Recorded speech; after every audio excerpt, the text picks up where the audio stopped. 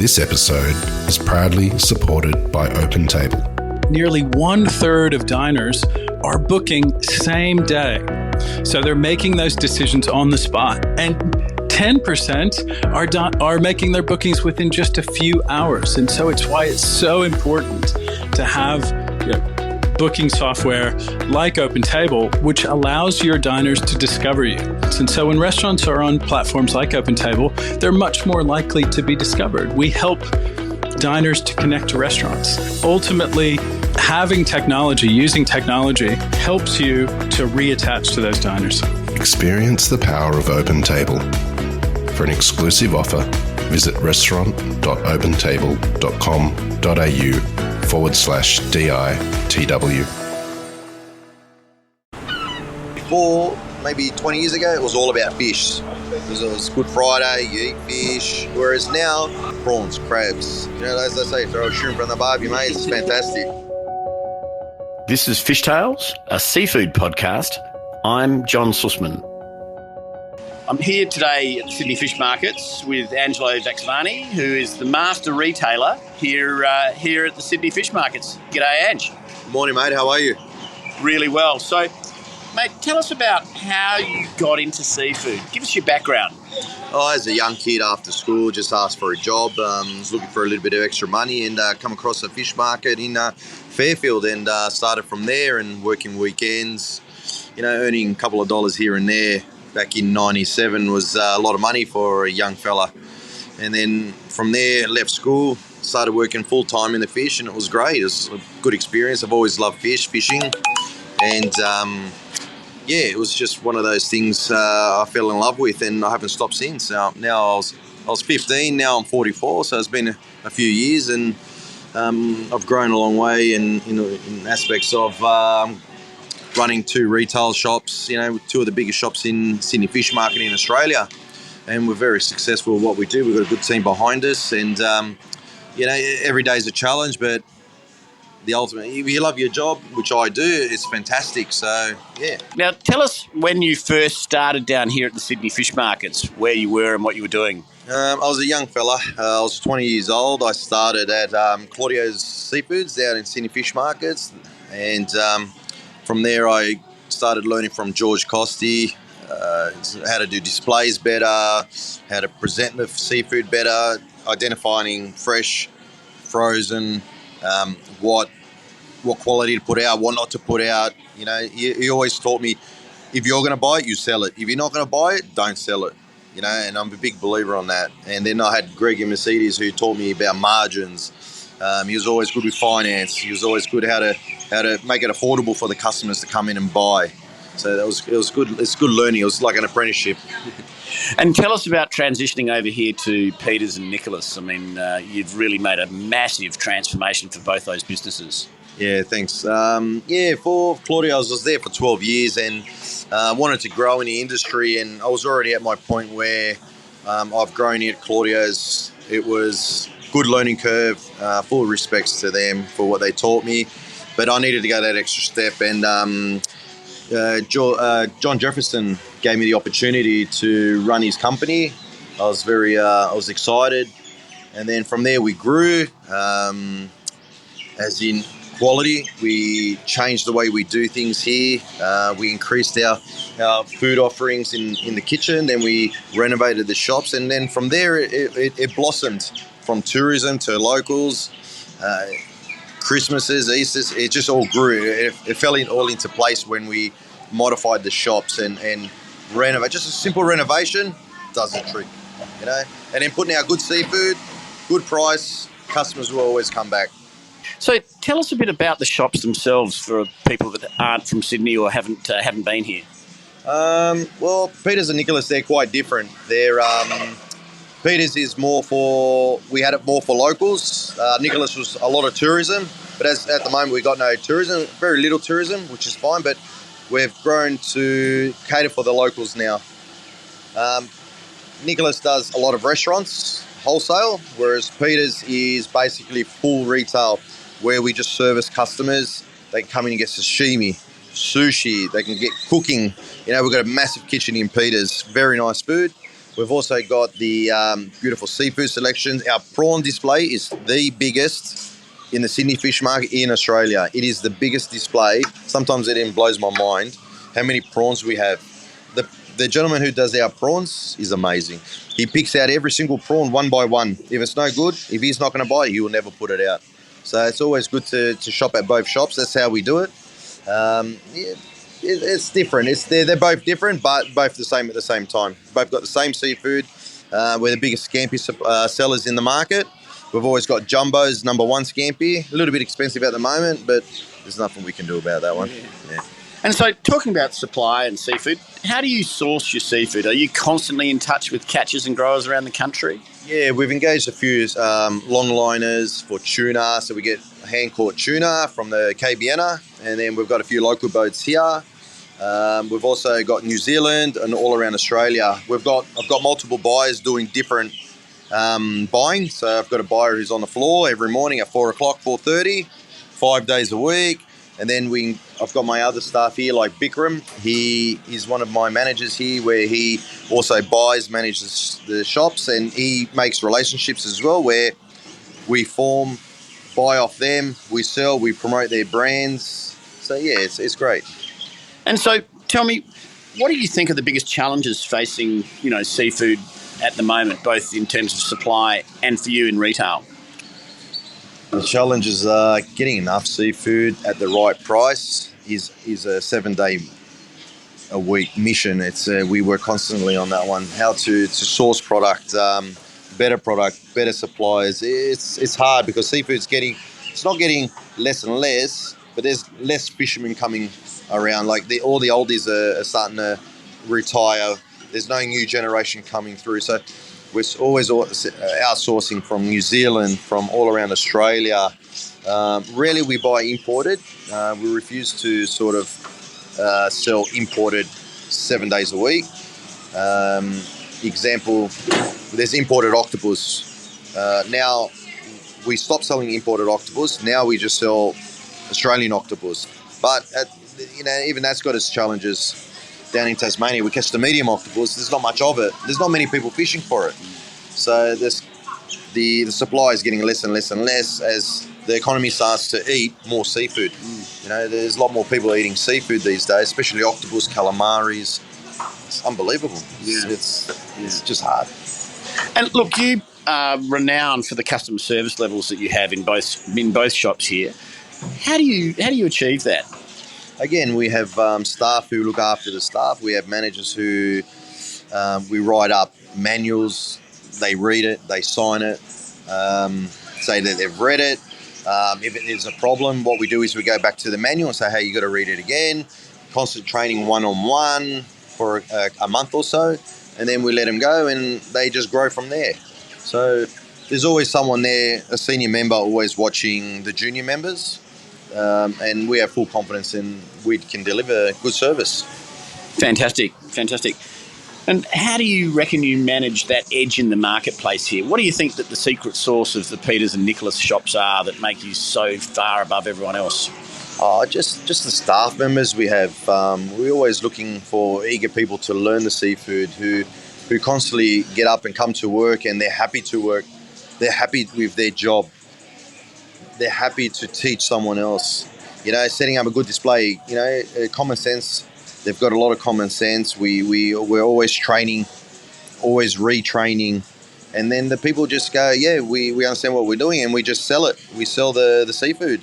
We sell the service. Good morning, how are you? It goes a long way these days. What would you like, madam? Sir, can I help you? Just simple keywords goes a long way. Absolutely. So, mate, take us through a typical day in your life in seafood. Typical day is about maybe 4 o'clock waking up, 4:30, check messages, emails, always reply. Being proactive is one of my key strategies. As soon as I wake up, have a bit of a stretch, get on my phone, emails, messages, phone calls, reply, try and pre-order before I get to work, then I go straight on to displays. That way, I don't have to come in when I start at 5, 6, do my emails, ordering. I've already done it. I'm proactive. I get in the windows, make sure they're putting out good product, make sure they're separating the product, make sure they're icing up the product. That is, I think, one of the key things getting ahead. If you're proactive in any business, any job you do, you'll always get that edge over everyone else. Easy. Fantastic. So that takes you through the whole day, and constantly you're talking to fishermen and suppliers. Yeah, every day is talking to fishermen, placing my pre-orders, trying to foretell what's going to happen in the next week or so. You know, we can't just order seafood and it's on our doorstep. You have to manage it. You have to make sure you're prepared to win or prepared to fail. If you don't prepare for yourself in the future, as in the next week, the next couple of days, we're going to miss out. It's only a press of a button, we've missed it. That's how quick you can miss it. You can blink and it's gone. Yeah. So even like doing freezers, make sure we go in our freezers. We're selling all the stock we have. No point. If you don't sell it, keep it there. Just waste of time and energy. You sell your product, don't buy it again. Go to the next product that will sell, that a customer wants to. The customer always determines what you're going to buy and what not to buy. That's the bottom line. The customers always will tell us what we should be purchasing. You know, and there's key things like snapper, flathead, prawns, oysters, you know, crabs, scampi, fish. Fish is starting to be a bit of a dying. People don't come in and buy whole fish these days. Rarely they do. We do sell them, but it's not as much as fillet and crustacean. Whereas the older generation used to buy fish and go home and cook it. Now we're finding at the Sydney fish markets here, we're starting to pre-pack. We make our own sashimi packs, sushi packs. Then we do marinated octopus, mussels. It's all the pre-pack stuff which we invent in the shop that are starting to sell. Now, you have a very strong food focus, ready-to-eat food focus in both shops. What's driven that? Do you have a natural love of food? Oh yeah, mate. I love my food. I love a good prawn, oyster. But the markets have changed over the years, and if you don't adapt to your clientele, well, you're just going to be a fish shop. Back in 2012, 2013, we had to have a different edge in Nicholas. That's when I moved to Nicholas, and we had to have a different edge compared to everyone else. And I thought, why not? Let's try food. Let's try entice people to come to our shop because they can buy something different they can't buy in the other seafood shops we have here. So we started brainstorming. I come up with some marinated oysters. They were fantastic. We were doing 35 dozen a day by half dozen trays. That was the average. Weekends were a lot more. Then we started doing sashimi packs, sushi packs, and then next thing you know, you get a staff member who's got an idea. Why not try it? If you don't try, you're never going to know. At least we tried it and it worked. If it didn't work, we moved on to the next project. And basically what we discovered was it's a foodies market. People love to eat. People have got to eat. And then they buy with their eyes. When they see something beautiful on the window, like our sashimi and sushi in Peters, and same in Nicholas, our sushi range, it's amazing. Our marinated oysters, our little bento sashimi boxes, they're fantastic. They're made daily. They're reasonably priced. We try and keep our pricing steady all year round, year in, year out. It's fantastic. People come in and just buy. And they sit and eat. And they always come back and compliment us. And they're repeated customers. And that's the beauty of it. Once you have repeated customers, you know you're doing something right. And you just grow from there. And do you have a preferred or a favourite amongst the food that you've developed for the ready-to-eat market? Oh, look, in Peters, they've got this spanner salad. It's fantastic. It's a secret recipe only a few of us know. A lot of people try to get it, mimic it. It doesn't work. But it's in Peters. It's fantastic. It's about $19.99. It's in a spanner crab shell. It's a salad. You eat it with chopsticks, and you just dive into it. And then we've got lobster rolls, seafood lobster rolls. Then we've got, what else? We've got crab legs. We do fantastic crab legs in the brewery bar in Peters. It's fantastic. People just line up just to buy that. I think they're $20. People buy 1, 2, 3, 4 at a time and eat and come back for more. That's how nice they are. It's unbelievable. Like, people, when they see something, there's a bit of theatre into it. They love it. They take a snapshot. They put it on Instagram and that gets out, and the next thing you know, that person will come and try it and they do the same thing, and it's just revolving. It just revolves. People keep coming back. It's fantastic. Brilliant. Now, tell us about Easter. What's it like for you to run these two massive stores through Easter? Easter starts pretty much in about February for me. Planning, ordering, getting the orders out, make sure we get our fish in, making sure we got enough staff, make sure that the fish when it comes in, it's A1 quality. Prawns, oysters, Sydney rocks, Pacifics, Tropico prawn. It's fantastic. It's good to organise, but it's daunting at the same time. Is the stock going to be what you want? Is it going to be the right price point for the customers? Especially this at the moment, what's happening with interest rates. You want to be not too expensive, but you don't want to be too cheap. So we've got to find that happy balance, like getting up, making sure, ring up your contacts in New Zealand. Hey, how's my snapper water looking? How's my blue eyes? And then you got the local trawlers here, making sure they're catching great red spot whiting, for fillets, just for fillets. Little fish fingers, fantastic, good for kids.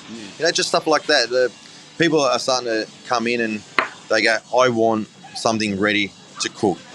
And we're trying to provide that, always thinking outside the box. What can we do to make it easier for the customer?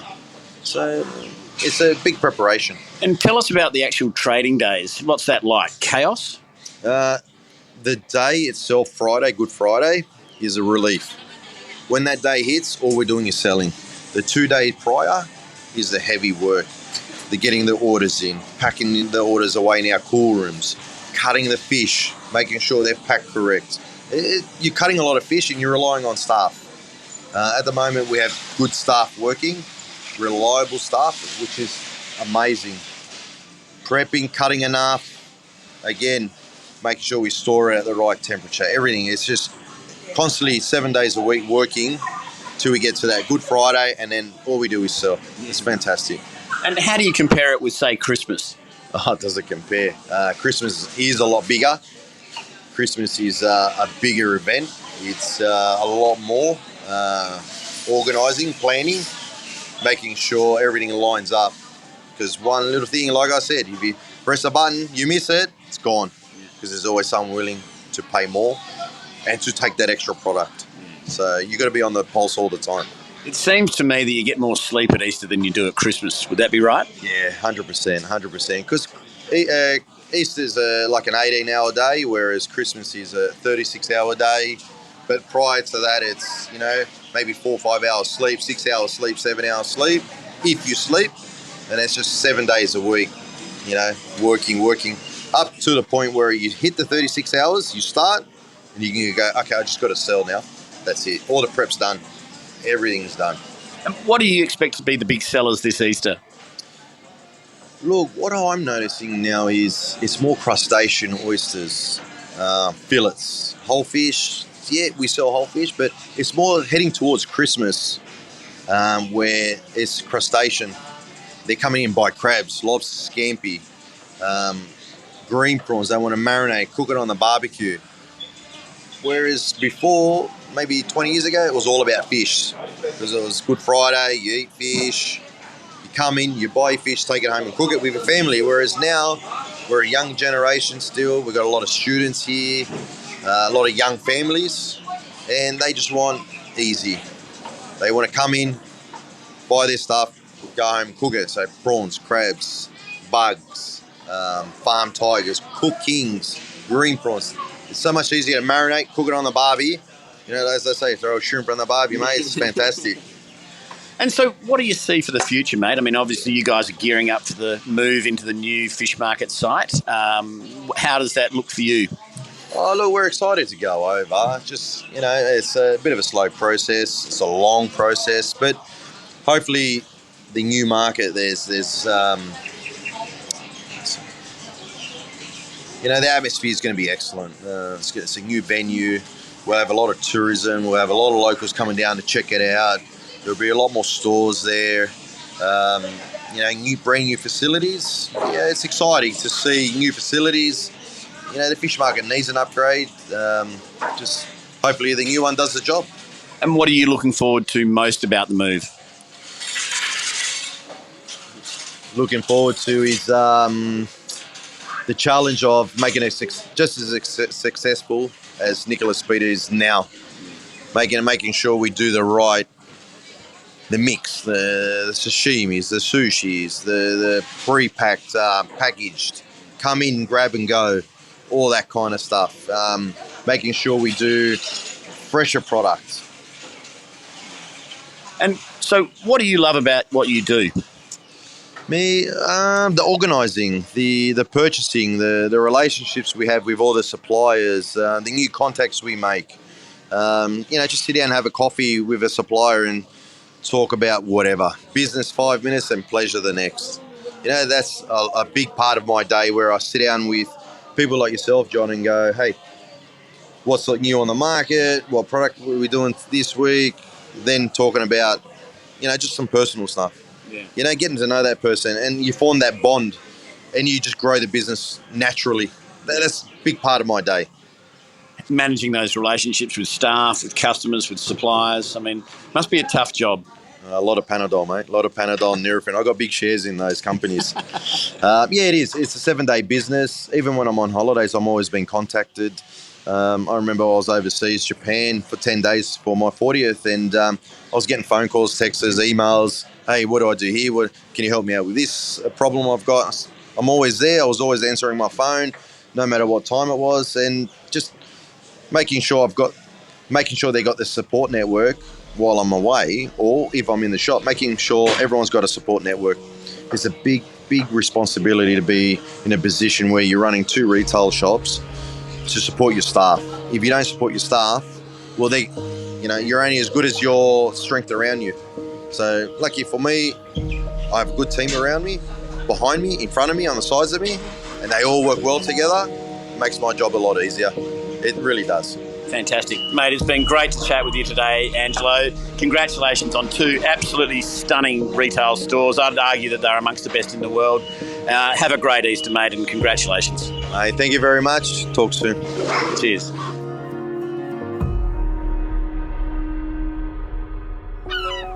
This is Fishtales, a seafood podcast. A Deep in the Weeds production. I'm John Susman. Follow us on Instagram at Fishtales Seafood Podcast, or email us at fishtalespodcast@deepintheweeds.com.au. Stay tuned for more tales from beneath the surface of the seafood world every Friday on your podcast app.